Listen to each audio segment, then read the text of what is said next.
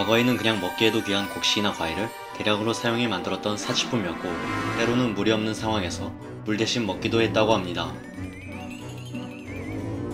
소주잔에 따른 소주 한 잔과 맥주잔에 따른 맥주 한 잔은 알코올량이 거의 같은데요. 물론 같은 술이라도 브랜드마다 도수가 다르기 때문에 완전히 같지는 않다고 합니다. 특히 약의 부작용을 설명할 때 술 A 단위를 마실 경우라고 하는데, 이 단위는 소주잔에 소주 한 잔 또는 맥주잔에 맥주 한 잔을 말하는 것입니다. 둘의 알코올량이 같기 때문에 그냥 단위로 통합시켜 언급한다고 합니다.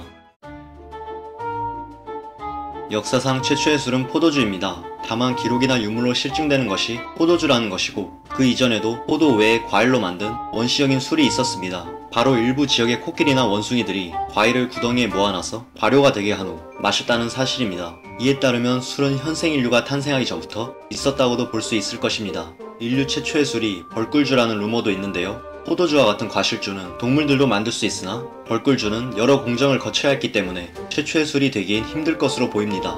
물론 최초의 술은 포도주가 제일 확실하고, 술의 기원에 대한 전승이나 술과 관련된 전설들도 포도주에 관련된 것이 훨씬 더 많다고 합니다.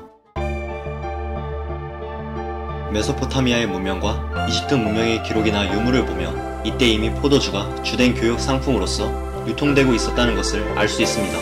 특히 함무라비 법전에는 흥미로운 사실이 적혀 있는데요. 술에 물을 타서 양을 속여 파는 상인은 사형으로 규정하고 있다는 사실입니다. 또한 파라오의 무덤에서도 포도주 단지가 발견되었다고 합니다.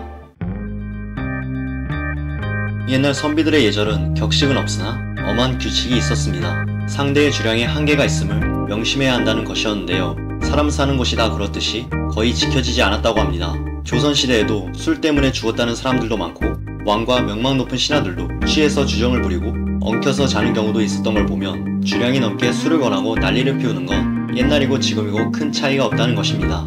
또한 술에 취해 왕의 팔을 꺾어버린 전직 영의정과 왕과 야자를 하고 상호 비판을 한 영의정도 존재합니다. 가난한 선비는 맹물을 마시면서도 취한 척 낭만을 즐겼을 정도로 술을 풍류로 생각하였습니다. 성웅으로 칭송받는 충무공 이순신도 실제로는 부하들과 술래기를 하고 술에 취해서 함께 자는 등 술을 매우 즐겼습니다.